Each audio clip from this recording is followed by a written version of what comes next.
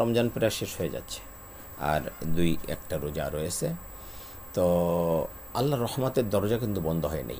আল্লাহর রহমতের দরজা সবসময় ওপেন থাকে বান্দার জন্য, বিশেষ করে রমজানে অবারিতভাবে সেই রহমত বর্ষিত হতে থাকে।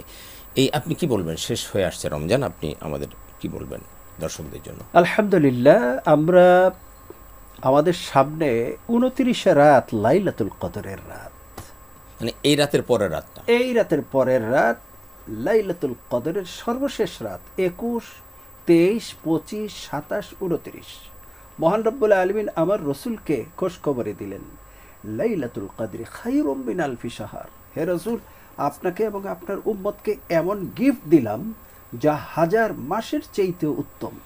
অর্থাৎ অন্যান্য আম্বিয়া কেরাম এবং তার উম্মতেরা 83 বছর 4 মাস আবাদত করে যেই সওয়াব অর্জন করতে পারত, বিশ্বনবী এবং তার উম্মতদেরকে রব্বুল আলামিন এমন উপহার দিলেন যে এক রাতে 83 বছর 4 মাস, অর্থাৎ 1000 মাসের চেয়েও বেশি আবাদতের সওয়াব আল্লাহ উম্মতে মুহাম্মাদীকে তার সম্মানার্থে তিনি মানে এই কদরের রাত, এই কদরের রাত। আসলে তো আমরা দুইটা হাদিস এখানে পাই, এক হলো রমজানের শেষ দশকের যে কোনো রাত হতে পারে, যে কোনো রাত অথবা বেজোর রাত, আরো স্পেসিফিক ভাবে বেশি নয়। তো বেজোর রাত হিসেবে এই যে রাতটা আগমন করছে, এটা কিন্তু উন্নত দিশা, এইটা উন্নত, এবং এটা আমাদের শেষ এই বছরের জন্য 2025 সালের জন্য আমাদের সর্বশেষ সুযোগ হলো আগামীকাল দিবাগত রাত, আজকে দিবাগত আজকে দিবাগত রাত। অতএব কারণে আমরা সারা বিশ্বের সকল রোজাদারকে অনুরোধ করব, আমরা যদি অন্যান্য রাতে 8 ঘন্টা ঘুমাই, আজকে আমরা 4 ঘন্টা ঘুমাবো। যারা 4 ঘন্টা ঘুমাতাম, আজকে আমরা 2 ঘন্টা ঘুমাবো। রাত জেগে ইবাদত করবো, আর রাত জেগে ইবাদত করব, আমরা কোরআন তেলাওয়াত করব। আমরা যারা মসজিদে খতিব, আমাদের কাছে আমাদের মুসল্লিরা বলে, হুজুর আমরা তো দুঃখজনকভাবে কোরআন খতম করতে পারি না, আমরা কিভাবে কোরআন তেলাওয়াত করব?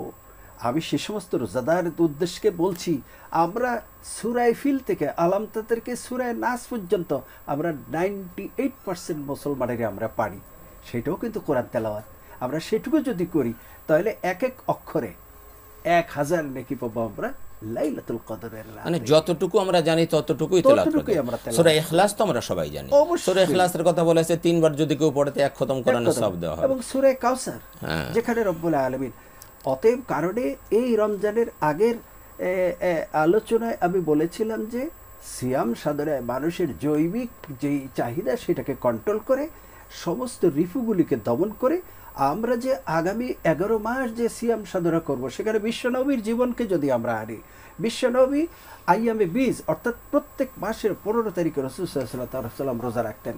আমরা যারা 14-15 হ্যাঁ, আমরা যারা বহুবার আল্লাহর ঘরের কাছে যাওয়ার তৌফিক আল্লাহ দিয়েছেন, ওমরা করার জন্য, হজ করার জন্য আমরা বহুবার গিয়েছি, সেখানে গিয়ে দেখেছি প্রত্যেক সোমবার এবং বৃহস্পতিবার লক্ষ লক্ষ লোক তারা রোজা রেখে বাইতুল্লাহতে তারা। যে আমাদের ওই রোজাগুলো রাখা দরকার প্রত্যেক মাসে, তাহলে সারা বছর রোজা রাখার সওয়াব আল্লাহ দান করবে।